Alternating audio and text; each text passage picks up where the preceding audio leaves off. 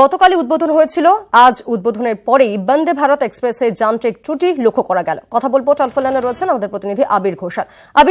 আবির, গতকালই উদ্বোধন হয়েছিল এবং তারপরেই যান্ত্রিক ত্রুটি ঠিক কোথায়, কিভাবে ত্রুটি লক্ষ্য করা গিয়েছে?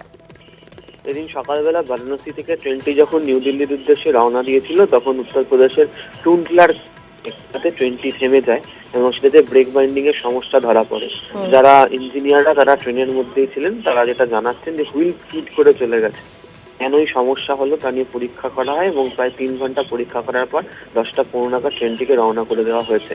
দিল্লি থেকে যদি আগামীকাল যাত্রীবাহী নিয়ে ট্রেনটি চলবে এবং এটি সেমি হাই স্পিড ট্রেন, তাহলে স্বভাবতই ঘটনাটা ঘটায় ট্রেন চলাচলের ক্ষেত্রে কোনো ত্রুটি রয়েছে কিনা তা আজকে আরো একবার বিকেলে গিয়ে দিল্লিতে পরীক্ষা করানো হবে।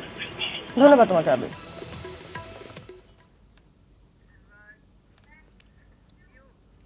আরামবাগের জঙ্গলে যায় এনআইএ। গতকাল কদর কাজীকে নিয়ে যান গোয়েন্দারা। কয়েকটি দোকানে নিয়ে যাওয়া হয় কদরকে। জঙ্গল থেকেই গ্রেফতার করা হয় জঙ্গি কদর এবং সজ্জদকে। উদ্ধার হয় উচ্চমানের ব্যাটারি এবং তার। কথা বলবো, টেলিফোনে রয়েছেন শরদেন্দু। এনআইএ নিয়ে যায় কদর কাজীকে, সেক্ষেত্রে কেন নিয়ে যাওয়া হয়, কি জানতে চাইছে এনআইএ?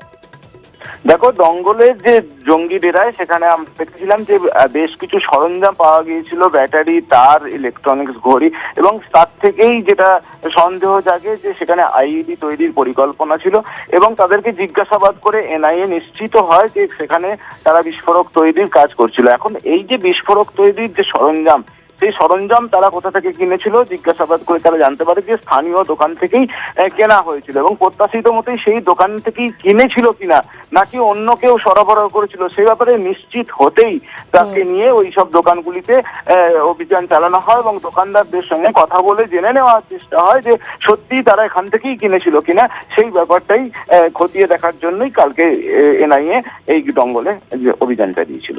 ধন্যবাদ তোমাকে।